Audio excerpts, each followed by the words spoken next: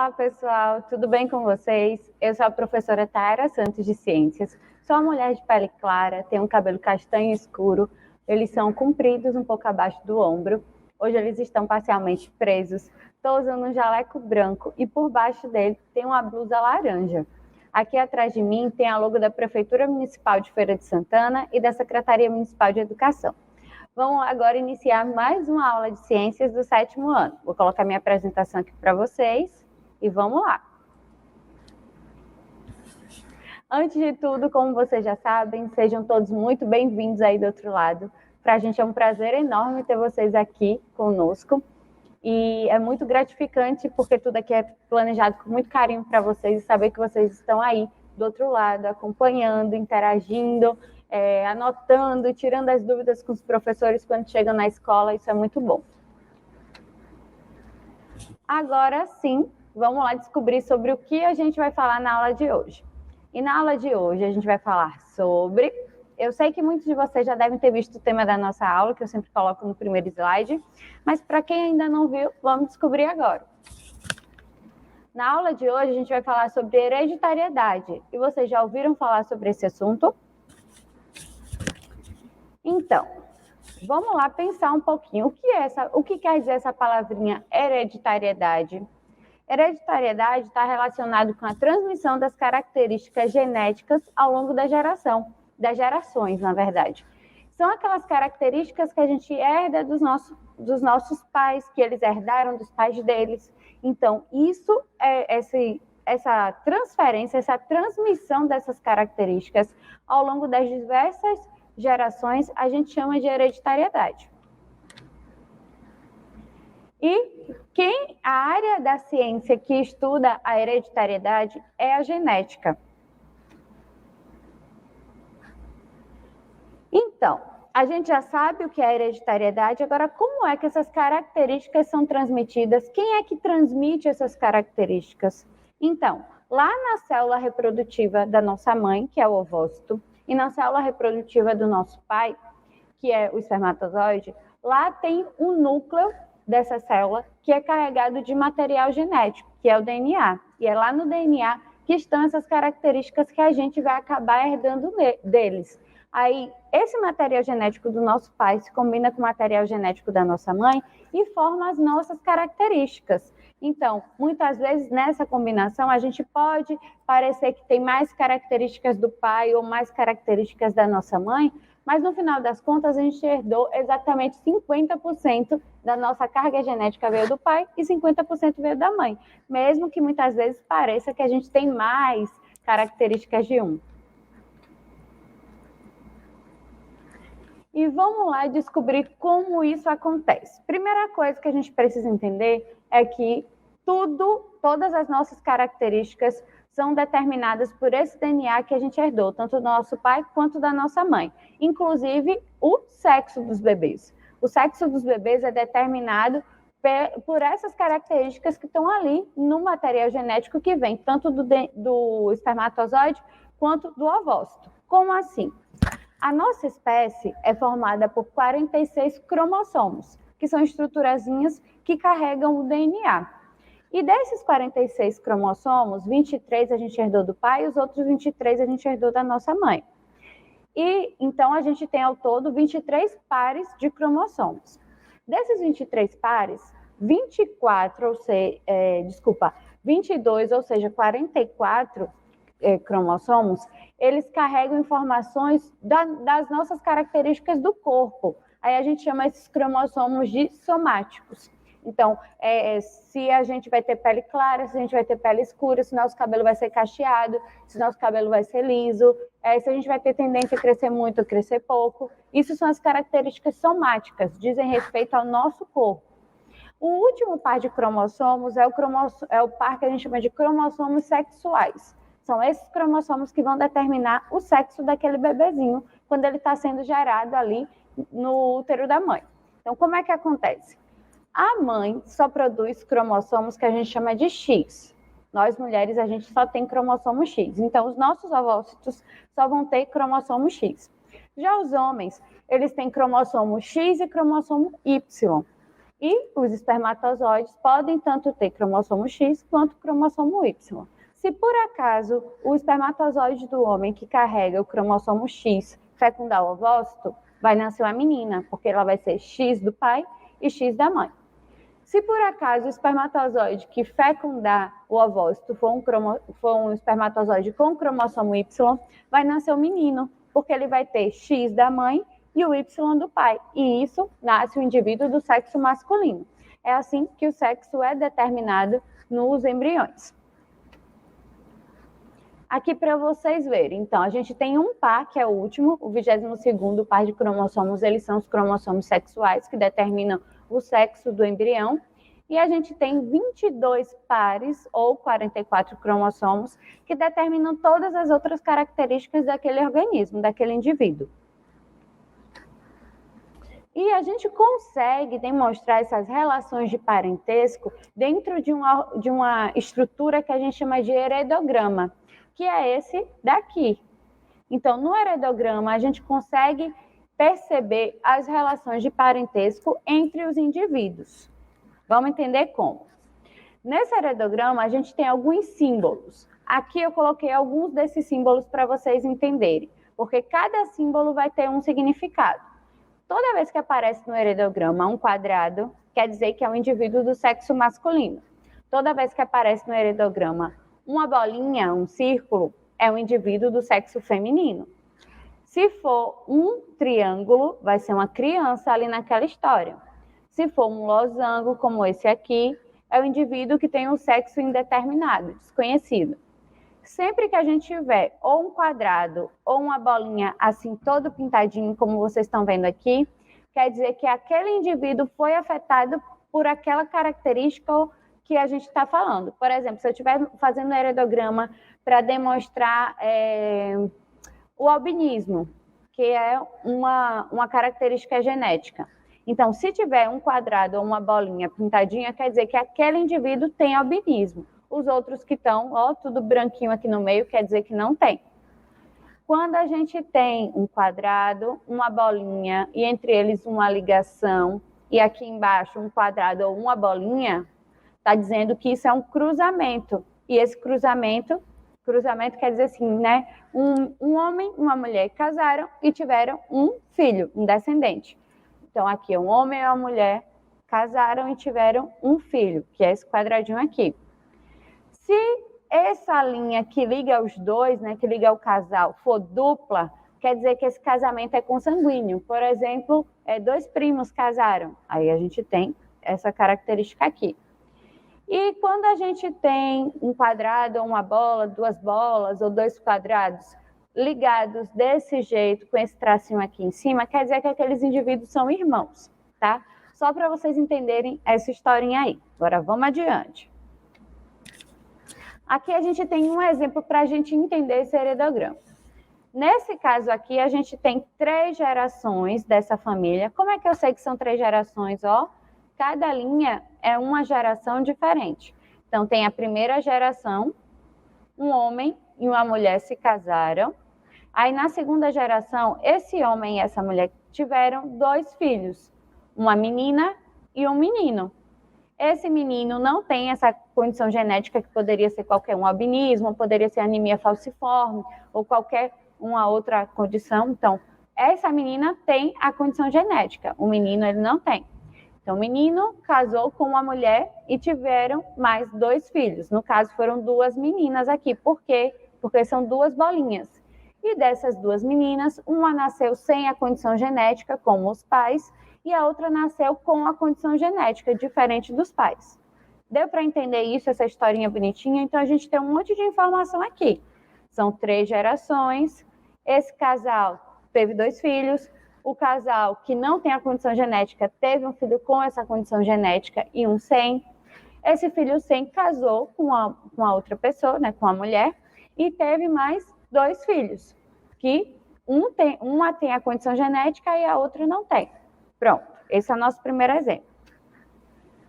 Agora, a gente vai para o exemplo 2. E esse, vocês aí do outro lado, é que vão ter que montar um heredograma parecido com aquele que eu mostrei para vocês. Então, eu estou contando a historinha aqui para vocês. um casal de não albinos, quer dizer que são duas pessoas que não têm albinismo, então eles não são afetados por essa condição genética, tiveram 3 filhos, 2 homens, sendo que um deles é albino e o outro não é albino, e uma mulher que é albina. O filho que não é albino se casou com a mulher albina e teve 2 filhas albinas. Como é que a gente pode representar essa relação aí de hereditariedade num heredograma? E aí, vou dar um tempo e vocês vão fazer isso agora. Vamos lá. 5 minutinhos para vocês resolverem. Eu deixei a historinha aí para vocês se lembrarem, né? O que é que vocês têm que fazer. Então, vamos lá. Recapitulando só. O quadrado significa indivíduo do sexo masculino, a bola, indivíduo do sexo feminino. E para representar que eles são afetados por aquela condição genética, tem que estar pintadinho, todo pintadinho. Então, vamos lá, comecem aí a trabalhar. Vou deixar o tempo aqui para vocês.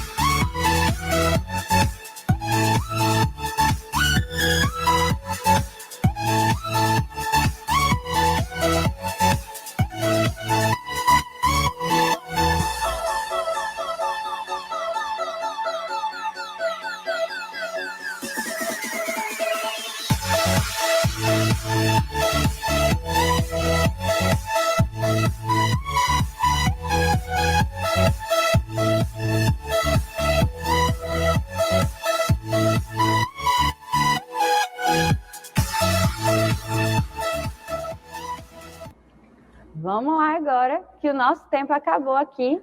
Quero ver o que foi que vocês produziram aí do outro lado. Então, vamos lá. Vamos para a correção aqui. Começando. A nossa história é: um homem não albino casou com uma mulher não albina. Então, a gente tinha que começar desse jeito aqui. Um quadrado em branco e um círculo em branco. Então, aqui está o homem não albino, aqui está a mulher não albina. Vamos continuar. Esses dois casaram e tiveram 3 filhos. 2 meninos, um albino e o outro não albino, e uma menina que é albina. Ficou aqui a segunda geração. Vamos para a próxima. Esse homem não albino casou com uma mulher que é albina, por isso que ela está pintadinha aqui de azul. Eles dois tiveram 2 filhas. E as 2 filhas são albinas desse casal. Conseguiram de vocês? Ficou parecido com isso? Eu quero ver, tirem foto, marque a gente aí nas redes sociais, que eu vou adorar ver essa produção de vocês, ver quem acertou aí a historinha. E fazendo isso, a gente, através desse heredograma, fazendo esse desenho, né, esse esquema, na verdade, que mostra como é que acontecem essas relações de parentesco entre as gerações, a gente consegue também saber o que a gente chama de genótipo dos indivíduos. Vocês vão estudar mais a fundo essa parte de genética nas próximas séries, mas o genótipo do indivíduo é a característica genética dele. Para cada característica genética nossa, a gente tem um par de genes que determinam isso, né? Um a gente herdou do pai e o outro a gente herdou da mãe. Então, esse par de genes, eles são representados geralmente por letras. A gente usa muito a letra A para representar eles. Então, esse parzinho de letras é o nosso genótipo para aquela característica. Sabendo disso, vamos entender aqui agora. Então, se a gente fosse determinar o genótipo dessa família, a gente ia ver o seguinte. Sempre que tiver 2 pessoas que não têm aquela condição genética, tendo filhos com aquela condição genética, essa característica, né, essa condição genética é o que a gente chama de recessiva. Por quê? As características genéticas recessivas, para elas se manifestarem, o indivíduo precisa ter ela 2 vezes. Então, ele tem que ter herdado do pai e herdado da mãe ao mesmo tempo. E por que eu estou dizendo para vocês que quando os pais não têm, os filhos têm desse jeito? Porque se a característica fosse dominante, para ela se manifestar, só precisava ter só precisava ter herdado ou do pai ou da mãe. E nesse caso, já que os pais não tem como essa característica ser dominante. Porque se eles não têm a característica e os filhos têm, é porque ela é recessiva, ela estava escondida. O pai e a mãe não apresentavam porque eles só tinham um gene dela. Mas quando os filhos recebem os 2 genes dessa condição genética, eles acabam tendo essa característica. Foi o que aconteceu aqui. Ó, o pai e a mãe, eles são o que a gente chama de heterozigotos, que quer dizer que eles têm um gene dominante e o outro recessivo. O gene dominante sempre é representado pela letra maiúscula, o recessivo sempre pela letra minúscula. Então, os 2 têm o genótipo igual. Quando eles tiveram os filhos, um dos filhos nasceu com pelo menos um alelo dominante, né? Um gene dominante, está aqui. Os outros, com certeza, são com os 2 recessivos. Então, a gente botou 2 azinhos pequenininhos aqui para mostrar. E a gente não teria como saber o segundo alelo, né, o segundo gene desse filho daqui. Só que, quando ele casa com a mulher albina e tem 2 filhos albinos, 2 filhas albinas, quer dizer que, para as filhas serem albinas, elas têm que ter herdado um azinho da mãe e o outro azinho do pai. Como o pai não tem a doença, então ele tem um dominante e um recessivo. Então, as filhas aqui, no caso, herdaram os 2 azinhos recessivos, azinhos minúsculos, dos pais. Deu para entender um pouquinho?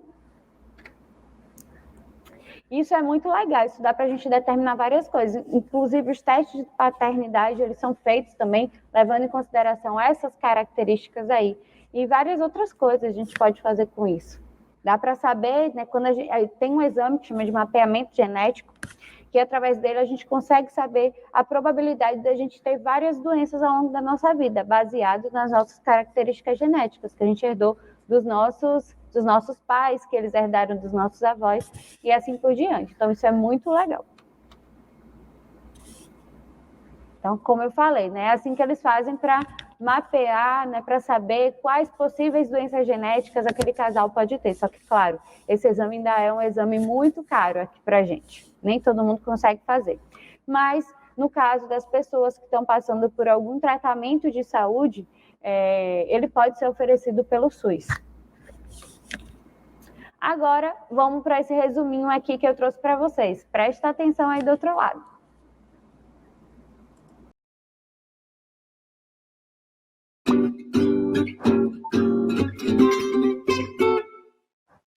Olá, tudo bom com você?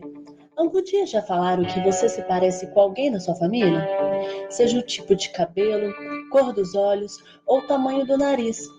Todos são exemplos de características hereditárias, ou seja, que são transmitidas geneticamente. Mas o que isso significa? Todos os seres vivos possuem um código que contém todas as suas características. Esse código é o material genético. No caso dos seres humanos, nós chamamos esse código de DNA. Mas onde fica o nosso DNA? Por causa do seu grande comprimento, o DNA precisa se enrolar, formando os cromossomos para caber no núcleo da célula. Todos os seres vivos são formados por células, que são o menor conjunto de estruturas que realizam alguma função. Os seres humanos e outros seres vivos possuem algumas células que têm função específica de reprodução. Essas células são chamadas de gametas. Os gametas femininos são os ovócitos e o masculino são os espermatozoides. Para dar origem a um novo indivíduo, precisa ocorrer a fecundação, que é a união dos gametas, que são o espermatozoide e o ovócito. Cada gameta possui apenas metade das nossas características hereditárias. Portanto, ocorre a junção da metade dos cromossomos da mãe com a metade dos cromossomos do pai, formando o conjunto de cromossomos do filho. Assim, ocorre uma mistura do material genético, gerando um indivíduo que terá aspectos únicos, que serão uma combinação das características dos seus pais. Então, podemos entender que muitas das características que nós temos são resultado de misturas que aconteceram em várias gerações da nossa família e por isso somos tão parecidos com os nossos parentes. No vídeo de hoje, vimos que o DNA é o nosso material genético, que contém todas as informações do nosso corpo. Vimos também que para nascer um novo bebê, ocorre a mistura dos gametas dos pais, e isso dá origem a um indivíduo com características únicas, mas mesmo assim, algumas dessas características vão passando por várias gerações. E por hoje, a gente vai ficar por aqui. Espero que vocês tenham curtido essa nossa aula, que tenham aprendido bastante. Eu sei que é muita informação e às vezes as coisas parecem meio confusas aí, mas continuem estudando, anotem as dúvidas que vocês ficaram e tirem com os professores de vocês na sala de aula, tá? Eu vou ficar aqui morrendo de saudade de vocês, mas eu sei que a gente tem um encontro marcado muito em breve na nossa próxima aula. Então, tchau, tchau, gente. Até a próxima aula.